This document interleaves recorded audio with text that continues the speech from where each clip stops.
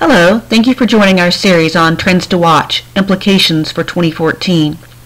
Since the focus of our planning efforts this year relates specifically to issues most relevant to our work in the short term, the trends we will discuss today are already well established and warrant our immediate attention. In this segment, we will address a serious trend, a reality that is truly paradigm changing. The elephant in the room is the financial crisis facing the U.S. and most of Europe. But while we always discuss the economy as one of the environmental factors to consider in planning, this particular situation is fundamentally different and is reshaping the very essence of American life, business, and its future. Consider for a moment that in the recession of 1991, it took almost 15 months for the employment levels to rebound to pre-recession rates. In 2001 to 2002, 39 months. Current projections for this recession, according to McKinsey, is at best 60 months or longer.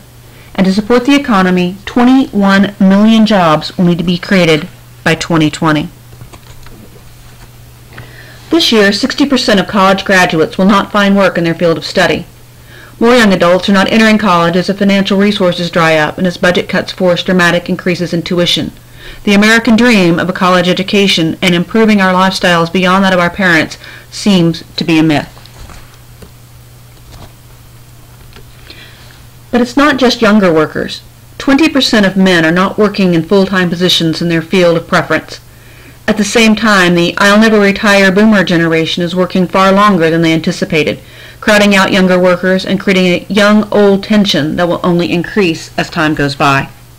Yet many employers can't find qualified candidates.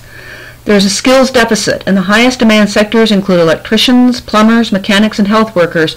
Liberal arts and business majors need not apply.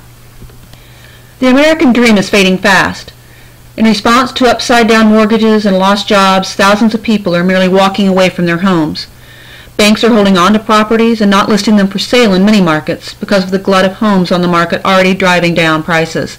Tight credit and bad credit ratings mean some people will never own a home or will never own a home again. We call that generation rent. For others, multi-generational living will become the standard as boomers bring their aging parents home to live with them. Their children who have been forced out of their homes move in, and their grandchildren who are still school age. We're changing other habits as well, driving cars longer, or for many, giving up a car altogether. In the worst cases, the car has become the home. The fastest rate of homeless growth is the former middle-class family. The executive director of one homeless shelter says that people he once looked to for donations are now his client. But with adversity, some people are finding new models. TaskRabbit is a new peer-to-peer task auction, if you will. If you have a task, say assembling that IKEA bookshelf you just bought, you post the task. Then TaskRabbits bid to get the job. Many of these rabbits take on a few tasks to earn a little extra cash, but others are turning it into full-time work. A retired military officer in his late 50s is making around $5,000 a month, one task at a time. Others, either recently unemployed, building a startup, or even employed people who work from home, are coming together in co-working spaces like The Hub, located in office space vacated by the ever-shrinking San Francisco Chronicle.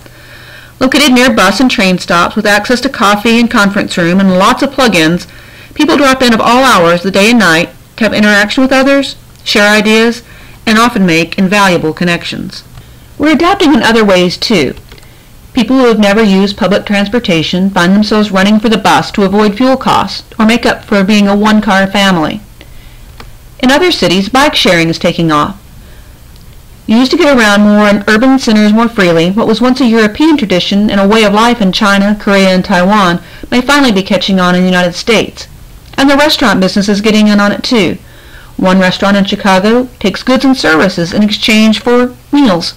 At least 5 tables a night in this mid-scale bistro pay in kind. And one industry that is doing quite well in taking advantage of these economic changes is the car share industry. One of the earliest players is Zipcar, but based on their success, BMW and traditional car rental companies have entered the market. Individuals joining car co-ops where you can borrow a car from a neighbor who isn't using theirs. This concept of capitalizing on latent assets has tremendous appeal in the new economy. Neighbor Goods picks up on the idea of latency by creating a market of thing sharing. Don't buy a ladder, borrow one. You have a friend who has a ladder? borrow it from them. They need a wheelbarrow, borrow it from someone else in the network. Also called the collaborative economy or ownerless economy, it is a far cry from the conspicuous consumption of the last few decades. And FreeCycle, which started as a way of keeping items out of landfills by offering to the network for free, has flourished in many ways in this economy. Organizations such as Exchango and GiftFlow capitalize on this as well. And we are increasingly turning to our peers for capital. Kickstarter seeks small individual investments as seed capital for entrepreneurs to get their ideas off the ground and viable for seeking greater funding. Peer-to-peer lending, common in many cultures, is becoming increasingly popular in the middle class, where tight credit or bad credit makes traditional sources of lending impossible. These are fundamental and important shifts that mean big changes in how we live and work. So what are the opportunities that this financial reset presents to the American Heart Association? What threats does it pose? And what is potentially the most disruptive of these trends, and what happens if we ignore it?